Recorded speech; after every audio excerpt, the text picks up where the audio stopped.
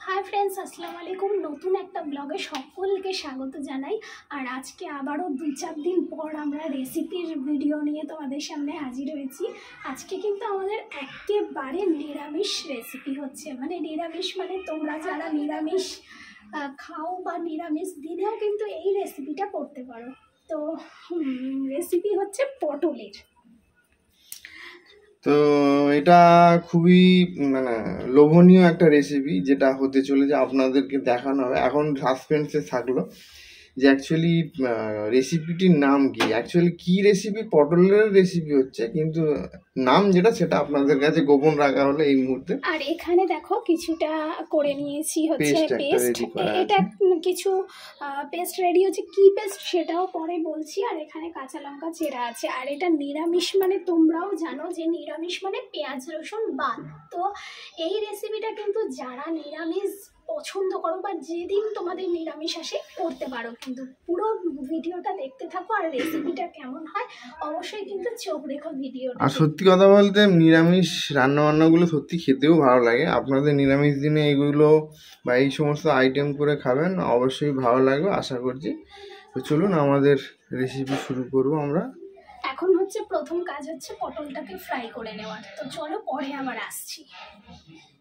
তো বন্ধুরা এই যে পটলকে ভেজে নিয়েছি। আর তোমাদের একটা কথা বলি, এই পটলের কিন্তু পুরো খোসা ছাড়াইনি, পটলের উপরে জাস্ট ছুরি দিয়ে একটু চেঁচে নিয়েছি জানো। তো এই এখন পটল ভাজা কমপ্লিট, এবার তরকারিটা বসাবো।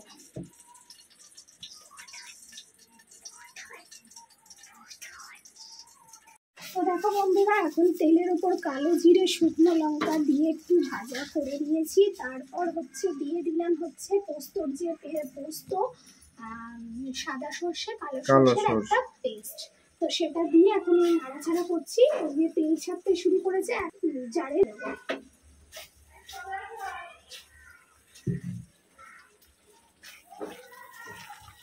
এখন হচ্ছে কি এই পটলটা দেওয়ার আগে আমি একটু নুন আর চিনিটা দিয়ে দিলাম। চিনিটা অবশ্যই নিরামিষ রান্নায় দেওয়া উচিত, তবেই কিন্তু টেস্টটা লাগে। তো একটা কথা কি, কালারটা বেশ ডিসেন্ট লাগছে, মানে গ্রিনি গ্রিনি একটা ব্যাপার আছে, তার সঙ্গে ইয়েলো একটা ব্যাপার আছে, মানে খুব দারুণ ব্যাপার। আর এদিকে বদমাইশি শুরু করে দিয়েছে, চিপস খাবে। কি খাবে এবার? চিপস খাবে? আর এতক্ষণ কি খেলে বলো? তুমি কি খেলে এতক্ষণ? দুষ্টুমি করছো কেন? কি খেলে তুমি এক্ষুনি? কি খেলে? লজেন্স। মানে ফিসফিসিয়ে বলছে, মানে জোরে বলবে না। থেকে এখন শিখেছে এরকম ফিসফিস, এরকম ফিসফিস করে বলবে। তো এখানে এই যে এবার আমরা ঢাকা দিয়ে এটাকে রান্না বান্না মানে এটা সিদ্ধ হতে দেবো। তো ঢাকা দিয়ে দিলাম। কি মামা চিপস দিচ্ছ না? এই চলো তোমাকে আমি এক্ষুনি চিপস দেবো, এক্ষুনি এক্ষুনি। ওকে এক্ষুনি চিপস দিতে হবে। কি চিপস খাবে তুমি?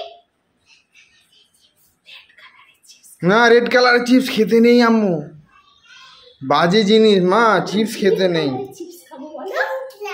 না না মা, খেতে নেই আম্মু। না মা, খেতে নেই। মেয়ে আমার এখন মানে প্রচন্ড এটা ওটার ঝোঁক করতে শুরু করেছে। আসলে আম্মু চিপস খেতে নেই মা, আম্মু চিপস খেতে নেই আম্মু। এই দাও দাও দাও, আমাকে দাও আমাকে দাও আমাকে দাও আমাকে দাও আমাকে দাও আমাকে দাও। এই এই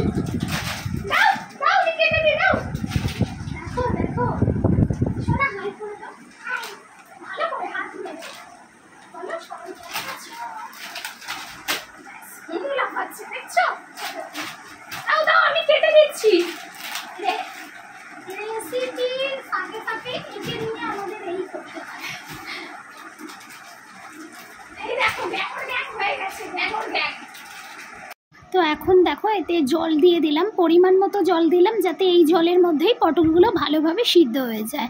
তো এখন প্রায় শেষের দিকেই রান্না কমপ্লিট হয়ে এসেছে। এই জলটা একটু শুকিয়ে যাবে, তখনই নামিয়ে নেব। এটা কিন্তু গরম ভাতের সঙ্গে একেবারে জমে যাওয়ার রেসিপি। এই দেখো পটলের রেসিপি পুরো রেডি। আর দেখে তোমাদের মানে কেমন মনে হচ্ছে অবশ্যই কিন্তু কমেন্ট করে বলো। পটলের এই রেসিপিটির নাম এখন বলছি শেষে, এটা হচ্ছে পটল পোস্ত। পটল পোস্তটা কেমন লাগলো তোমাদের কাছে অবশ্যই কমেন্ট করো। আর তার সাথে সাথে এই ব্লগটা এখানেই শেষ করে দিচ্ছি।